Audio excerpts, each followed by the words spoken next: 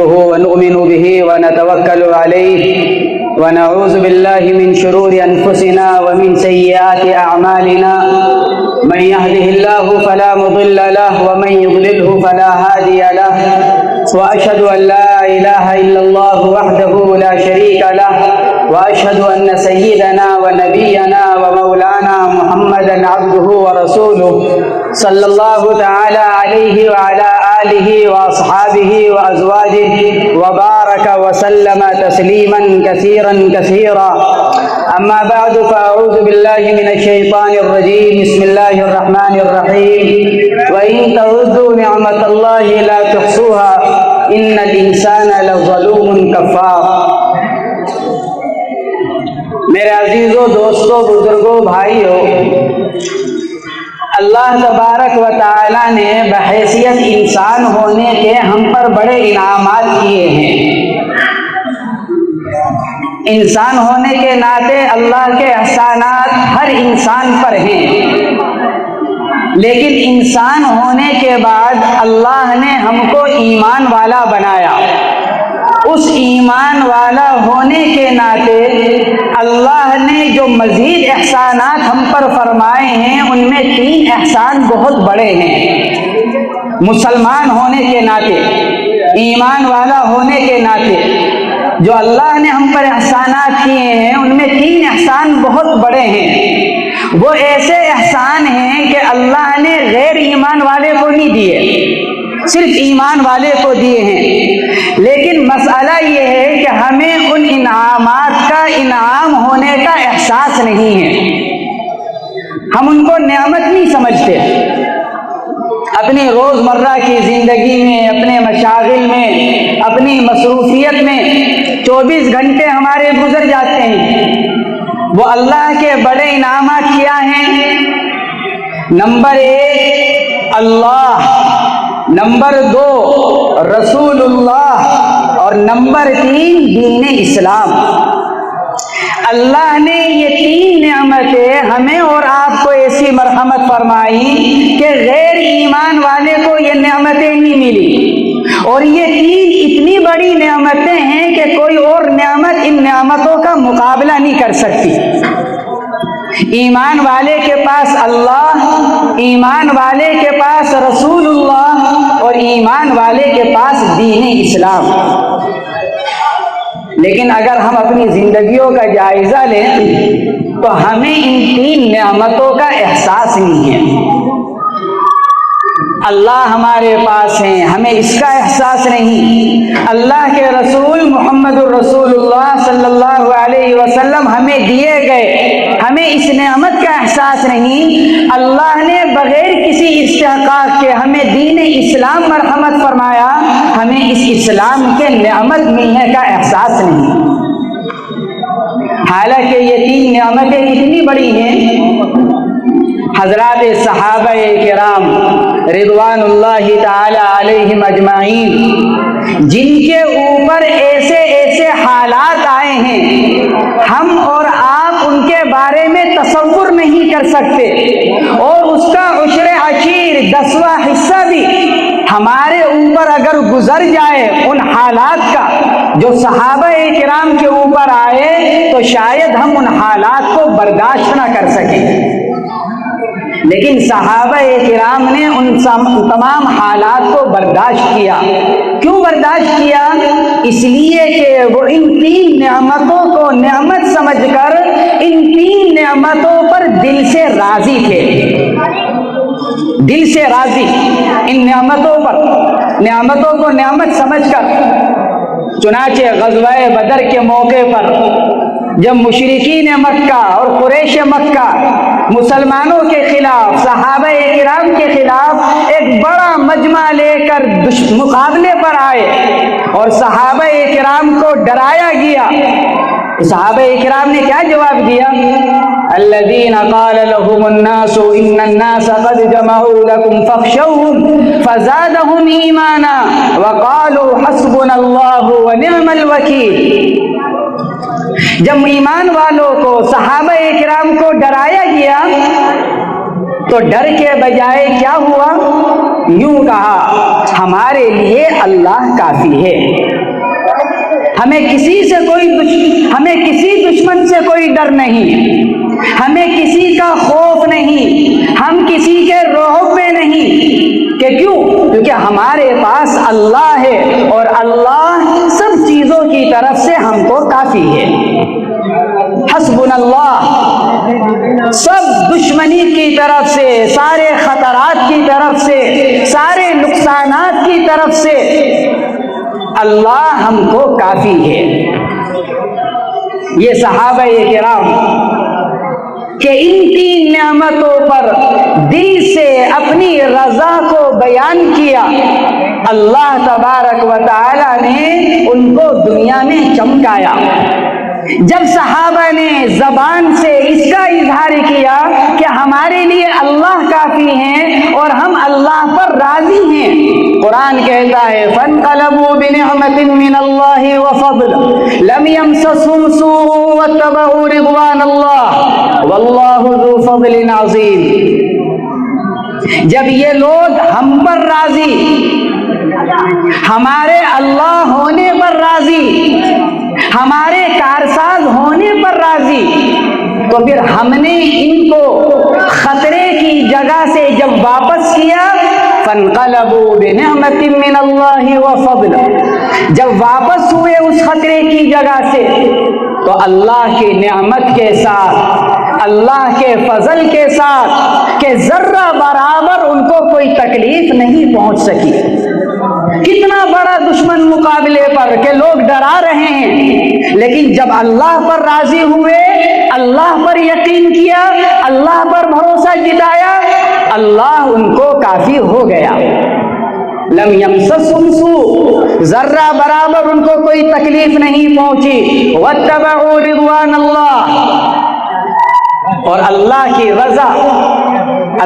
رضا ان کو حاصل ہوئی، کیونکہ انہوں نے اتباع اللہ کی رضا کا کیا، اور اللہ تو بڑے فضل والے ہیں۔ میرے عزیزوں، دوستوں، بزرگوں، بھائیوں، ہمیں ان نعمتوں کو نعمت سمجھنا چاہیے۔ اسی لیے حضور اکرم صلی اللہ تعالی علیہ وسلم نے ہمیں ایک وظیفہ دیا۔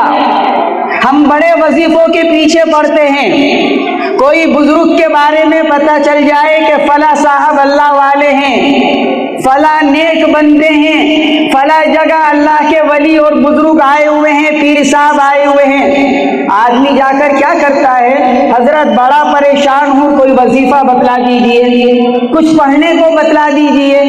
میرے عزیزوں، دوستوں، بزرگوں، بھائیوں، اللہ اور اللہ کے رسول صلی اللہ تعالی علیہ وسلم کے بتلائے ہوئے وظیفے سے بڑھ کر کوئی وظیفہ نہیں ہو سکتا۔ آپ نے جو پڑھنے کے لیے امت کو بتلا دیا، جو اس کا بدلہ بتلا دیا، جو اس کا اجر و ثواب بتلا دیا، وہ کسی بڑے سے بڑے وظیفے سے ایمان والے کو حاصل نہیں ہو سکتا۔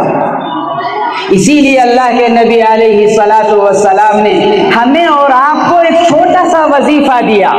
اگر ہم اس وظیفے کو یاد کر کر پڑھنے والے بن جائیں، اس وظیفے پر دل سے یقین کرنے والے بن جائیں، دنیا کی کوئی طاقت، دنیا کا بڑے سے بڑا دشمن، دنیا کی بڑی سے بڑی طاقت ہمیں اور آپ کو کوئی نقصان نہیں پہنچا سکتی، ہمارا اور آپ کا بال بیکا کر نہیں سکتی، ہمیں اور آپ کو ذرہ برابر کسی نقصان میں ڈال نہیں سکتی۔ کیا وظیفہ ہے؟ مجھے مختصر سی بات عرض کرنی ہے، بڑے حضرات موجود ہیں، بیان ان کو کرنا ہے، میں تو ایک وظیفہ صرف مختصر سا آپ حضرات کو بتلانا چاہتا ہوں تاکہ ہم اپنی زندگیوں میں اس کو کرنے والے اور اس کو پڑھنے والے بنے۔ وہ وظیفہ جو اللہ کے نبی علیہ الصلاۃ والسلام نے ہمیں اور آپ کو مرحمت فرمایا۔ اللہ کے نبی علیہ الصلاۃ والسلام نے جو دین کے خزانے ہمیں اور آپ کو دیے ہیں، اس میں سب سے بڑا خزانہ ان دعاؤں کا ہے جو اللہ کے نبی علیہ الصلاۃ والسلام نے یا تو خود مانگی ہیں یا اللہ کے نبی علیہ الصلاۃ والسلام نے امت کو تعلیم دی ہے۔ کیا وظیفہ ہے؟ مسلم شریف کی روایت ہے، حضور اکرم صلی اللہ علیہ وسلم نے ارشاد فرمایا، من قال حین یسمع المؤذن، جو آدمی مؤذن کی اذان کی آواز کو سن کر یہ کلمہ پڑھ لے، ادھر مؤذن نے کہا اللہ اکبر اللہ اکبر، ہم نے اس کی آواز کو سن کر مختصر سا کلمہ پڑھ لیا، کیا فرمایا گیا؟ من قال حین یسمع المؤذن، جس آدمی نے مؤذن کی آواز سن کر یہ جملہ پڑھ لیا، یہ کلمہ پڑھ لیا، اشہد ان لا الہ الا اللہ وحدہ لا شریک لہ واشہد ان محمدا عبدہ ورسولہ، رضیت باللہ ربا وبالاسلام دینا وبسیدنا محمد صلی اللہ علیہ وسلم رسولا، میں گواہی دیتا ہوں اللہ کے علاوہ کوئی معبود نہیں، وہ تنہا ہے، میں گواہی دیتا ہوں محمد صلی اللہ علیہ وسلم اللہ کے بندے اور اس کے رسول ہیں، اور میں راضی ہو گیا دل سے اللہ کو معبود مان کر، محمد صلی اللہ علیہ وسلم کو اپنا رسول مان کر، اور اسلام کو اپنا دین مان کر۔ حدیث پاک میں کیا فرمایا گیا؟ غفر لہ ذنبہ، جس آدمی نے مؤذن کی آواز سن کر یہ کلمہ پڑھ لیا، غفر لہ ذنبہ، اس کے سارے گناہوں کو معاف کر دیا جائے گا۔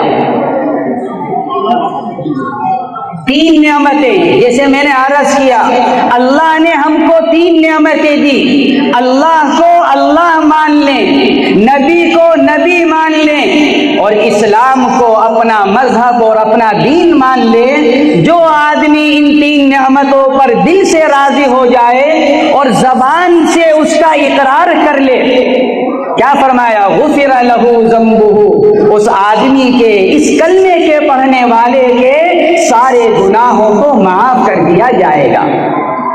میرے عزیزوں، دوستوں، بزرگوں، بھائیوں، کل قیامت میں جس آدمی کے گناہوں کی معافی ہو جائے، اس آدمی سے بڑھ کر کوئی نیک بخت نہیں ہو سکتا۔ جس آدمی کے گناہوں کو اللہ تبارک و تعالی یہ فرما دے کہ ہم نے معاف کر دیے، تو اس آدمی سے بڑھ کر کسی اور کو کامیابی حاصل نہیں ہو سکتی۔ اس لیے ہم اس کلمے کا پڑھنے کا اہتمام کریں۔ احادیث شریفہ میں معلوم نہیں کتنے فضائل، رضیت باللہ ربا وبالاسلام دینا وبسیدنا محمد صلی اللہ علیہ وسلم رسولا، اس کلمے کے پڑھنے والے کے معلوم نہیں کتنے فضائل احادیث شریفہ کے اندر آئے۔ ہم بڑے وظیفے پڑھتے ہیں بزرگوں کے دیے ہوئے، پڑھنے چاہیے، لیکن اللہ کے نبی ہمیں اور آپ کو جو وظیفہ دے رہے ہیں، ایک حدیث میں کیا فرمایا گیا؟ حدیث پاک میں فرمایا گیا، من قال حین اصبح یا من قال اذا اصبح رضیت باللہ ربا وبالاسلام دینا وبسیدنا محمد صلی اللہ علیہ وسلم نبیا فانا الزعیم لآخذن بیدہ حتی ادخلہ الجنہ۔ جو آدمی صبح ہونے پر ایک مرتبہ اس کلمے کو پڑھ لے، ادھر صبح ہوئی، ادھر زبان سے ایک مرتبہ پڑھا، رضیت باللہ ربا وبالاسلام دینا وبسیدنا محمد صلی اللہ علیہ وسلم نبیا، اللہ کے نبی علیہ الصلوۃ والسلام کیا وعدہ فرما رہے ہیں؟ انا الزعیم، میں ذمہ دار ہوں، انا الزعیم، میں ذمہ دار ہوں، لآخذن بیدہ، کل قیامت کے دن اس پڑھنے والے کا ہاتھ میں پکڑوں گا، حتی ادخلہ الجنہ، میں ذمہ دار ہوں اس کا ہاتھ پکڑ کر جنت میں خود داخل کروں گا۔ فمن زحزح عن النار وادخل الجنة فقد فاز، جس آدمی کو جہنم سے بچا دیا گیا، جنت میں داخل کر دیا گیا، لوگوں حقیقی کامیاب وہی ہوا۔ حضور اکرم صلی اللہ علیہ وسلم اپنی ذمہ داری پر بیان کر رہے ہیں، میری ذمہ داری ہے کلمہ ایک مرتبہ پڑھ لو صبح کے وقت میں ہاتھ پکڑ کر جنت میں داخل کروں گا۔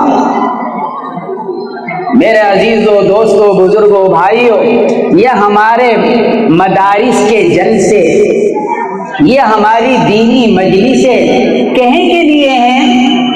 کیا صرف اس لیے ہے کہ ہم آئیں، بیٹھیں، سنیں، کھائیں اور گھر واپس چلے جائیں؟ حضور اکرم صلی اللہ تعالی علیہ وسلم نے انہی مجلسوں کے ذریعے سے صحابہ کرام کے مزاج کو دینی مزاج بنایا، صحابہ کرام کو عملی زندگی پر لے کر آئے، ان کے رخ کو موڑا، دنیا سے آخرت کی طرف موڑا، دنیا کے اسباب سے اعمال کی طرف موڑا۔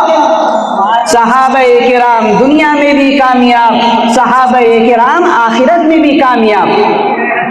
ہمارے یہ دینی جلسے، ہمارے مدارس کی یہ مجلسیں، یہ جلسے، یہ اس لیے ہیں تاکہ ہم ان جلسوں میں آ کر حضرات علماء کرام سے جو دین کی باتوں کو سنیں، اللہ اور اللہ کے رسول صلی اللہ علیہ وسلم کے جو کلمے، جو جملے ہمارے کانوں میں پڑ جائیں، ہم آگے کی زندگی میں اس پر عمل کرنے والے بن جائیں۔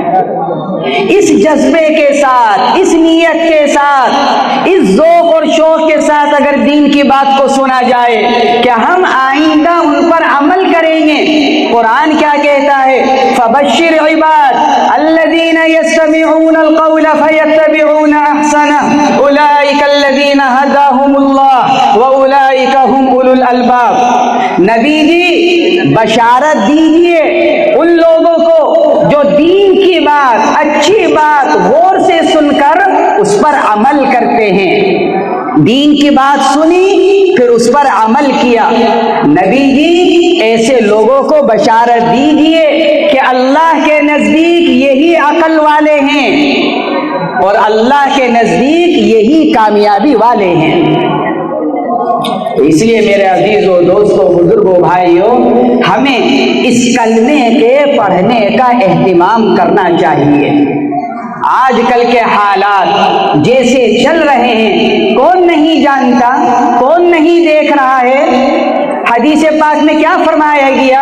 حضرت ابو مجلد انصاری رضی اللہ تعالی عنہ فرماتے ہیں، حضور اکرم صلی اللہ علیہ وسلم نے ارشاد فرمایا، من خاف من امیر ظلما، جس آدمی کو کسی سے اپنے اوپر ظلم اور زیادتی کا ڈر اور خوف ہو، جو آدمی ڈر رہا ہو، خوف زدہ ہو اپنے حاکم سے، اپنے بھائی کے ظلم سے، اپنے خاندان والوں کے ظلم سے، اپنی برادری کے ظلم سے، اپنے پڑوس کے ظلم سے، جس آدمی کو دوسرے کی طرف سے کسی ظلم اور زیادتی کا اندیشہ اور خطرہ ہو، کیا فرمایا اللہ کے نبی علیہ الصلوۃ والسلام نے؟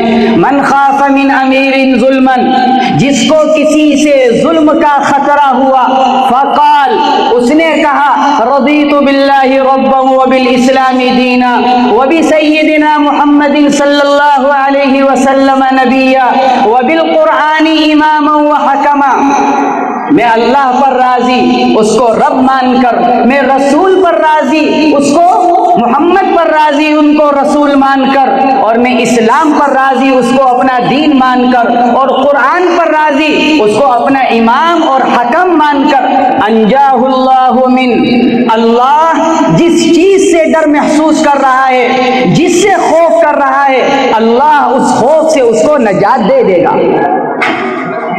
کتنا بڑا وظیفہ، کتنا بڑا کلمہ، گناہوں کی معافی اس کلمے پر، جنت کا داخلہ اس کلمے پر، حضور اکرم صلی اللہ علیہ وسلم کی معیت اس کلمے پر، دنیا کے اندر ہر طرح کے ظلم و زیادتی سے بچنے کا ذریعہ اللہ کے نبی علیہ الصلوۃ والسلام نے اس کلمے کو قرار دیا۔ میرے عزیزوں، دوستوں، بزرگوں، بھائیوں، ہم آج اس بات کا عہد کر کر یہاں سے اٹھیں کہ انشاءاللہ اپنے آئندہ کی زندگی میں ہم اس کلمے کے پڑھنے کا اہتمام کریں گے۔ کم سے کم 3 مرتبہ صبح کو پڑھ لیا جائے، 3 مرتبہ شام کو پڑھ لیا جائے، مؤذن کی اذان کی آواز سن کر اس کلمے کو پڑھ لیا جائے۔ اللہ تبارک و تعالی ہماری دنیا کو بھی سنوار دے گا، اللہ تبارک و تعالی ہمیں آخرت میں بھی کامیابی مرحمت فرمائے گا۔ اللہ تعالی ہمارے اس جلسے کو قبول فرمائے اور یہاں کی انتظامیہ کو جزائے خیر مرحمت فرمائے، بالخصوص ہمارے مولانا عامر صاحب کو اللہ تبارک و تعالی ان کو مزید ہمت، قوت، صحت، عافیت اور ان کے عمل میں، ان کے علم میں، ان کی محنتوں میں اللہ تعالی مزید برکت عطا فرمائے اور اس مدرسے کو اللہ تعالی ظاہری اور باطنی ترقیات سے مالا مال فرمائے اور ہم سب کو جو کچھ کہا سنا یا کہا سنا جائے گا اس پر عمل کی توفیق مرحمت فرمائے۔ وآخر دعوانا الحمدللہ رب العالمین۔